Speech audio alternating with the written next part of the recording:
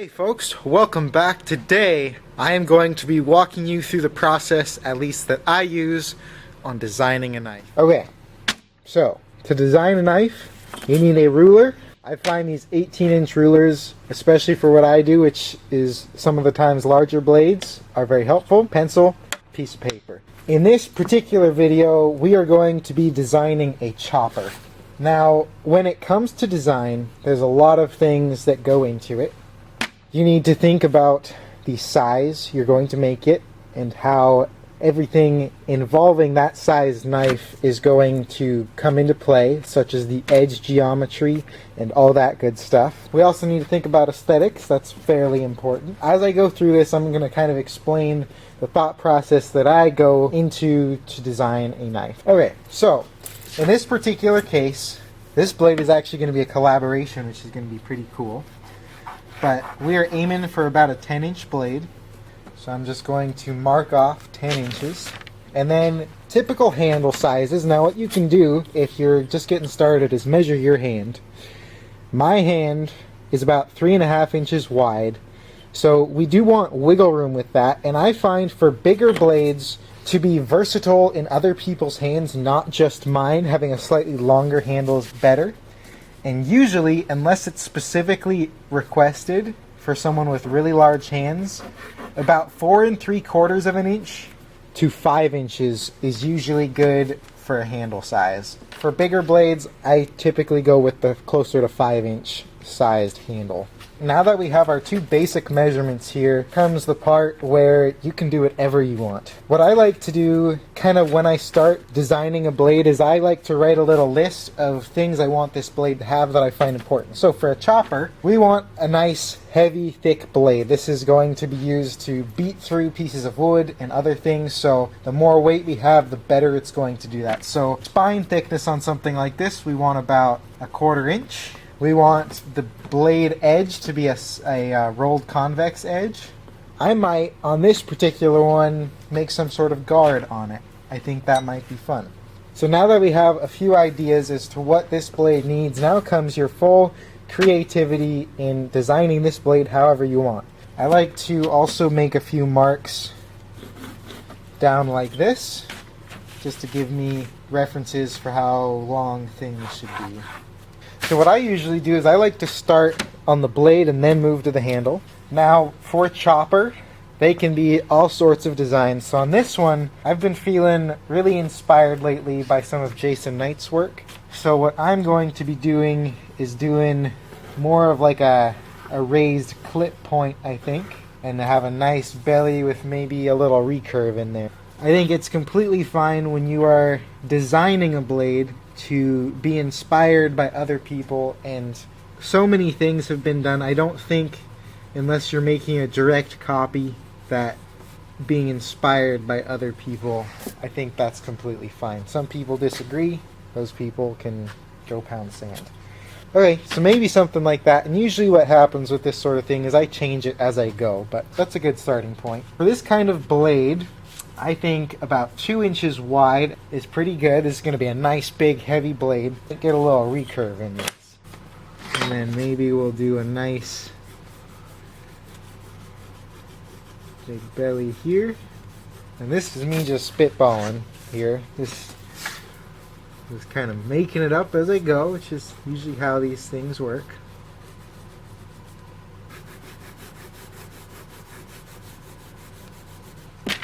That might be a little too much. Feel free, don't be afraid to erase things and keep going. There we go, liking that curve. Kind of liking that. However, the spine now being straight doesn't really match this thing, so. And then now go ahead, put a little curve to the spine. There we go. Ooh, that looks sweet. There we go, that's looking pretty good. So probably the most important thing when it comes to design is designing it for what it's going to be used for. So this is a chopper. So we have a nice wide belly that's going to do really well when it's coming down. Got a nice big belly to actually chop with. And there's a lot of forward weight on this, so that'll also help. So That's kind of the main thing I can recommend when it comes to design, is design it for what it's going to be used for. We don't want this to look like a chef knife, because that obviously wouldn't work particularly well. So what we're going to do now, I think we're actually going to make this a hidden tang. Nice little ricasso there. I'm not a fan of huge ricassos, but for a hidden tang I think they look really nice. So we're just going to do a little one here. There we go. And now for the handle. The handle is probably the most, at least in my opinion, important part of the blade. It's what's connecting you to the rest of the blade, so it's important that this is done right. Now there's so many different handle shapes out there. It's really just going to take some experience in learning how to do this, but I can offer a few tips. So I think we are going to have a guard on this. I think that would look really nice. We have a little curve to it. Now getting the width right is important. So let's see, I like a little bit over an inch in width. So like 1 1/8 inches is usually pretty ideal.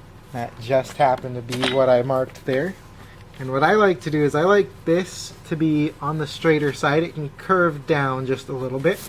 And then we'll kind of match the curves we got going on the top.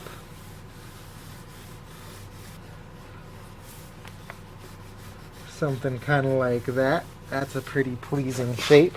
Now another thing with choppers is if you have the handle angled down just a little bit, you'll get a lot more force when you're actually chopping, which is definitely something that I find helpful. Okay, now on the back I've really been digging this sort of shape where we get a lot of really nice curves in there. Now I go back and forth between what I like a lot of the times, but so this is just going to kind of determine what you're into.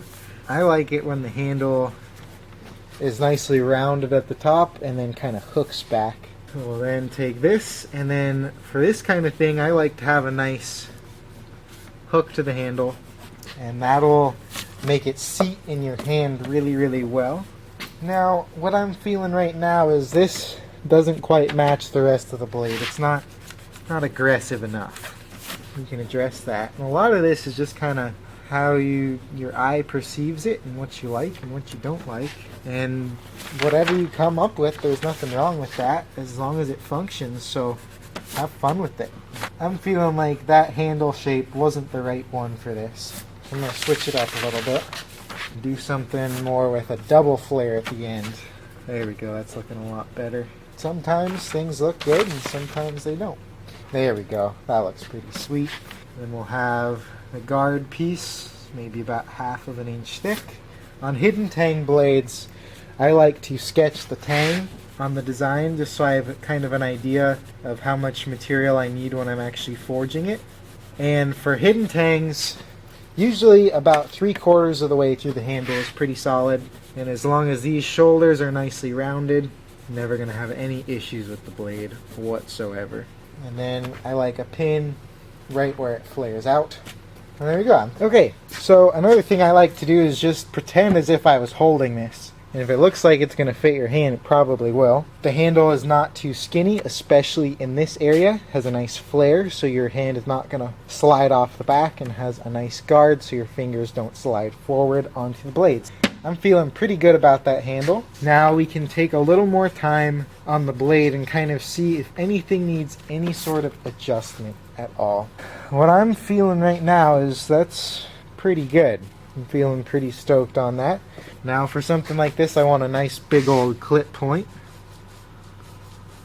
That'll make it nice and pokey if it needs to be poked into something. Also just looks really badass. And then my bevels up here will be a nice flat grind rolled into a convex edge. And have this shoot out over here. And there we go. Okay, so overall I think this blade looks pretty good. It has a nice 10-inch blade, a nice belly for chopping. It's going to have a nice rolled convex edge for strength and really good slicing. The handle is going to be nice and comfortable, and we're going to have a lot of forward weight, so this thing is just going to be an epic chopper. I think also aesthetically it looks very nice, and that's just at this point in time what my eye is finding appealing. Now, as long, like I mentioned before, as long as it's functional, it doesn't matter what it looks like. This, to me, looks really nice and will be functional, but function first, beauty second. Alright, there we go, folks. I hope that was informative to anyone that had any questions on design for knives. There's so many different blade shapes out there. There's so many different ways you can go about it. This is just the way I've come up with that I really like. I do a lot of custom designed stuff, so I'm taking people's needs into account when I am designing blades, and making them as functional as possible is really important. You take anything away from this, it doesn't matter what it looks like as long as it functions, and then over time you'll kind of develop what you like. Anyway, hope you have a great rest of your day, and we will see you tomorrow.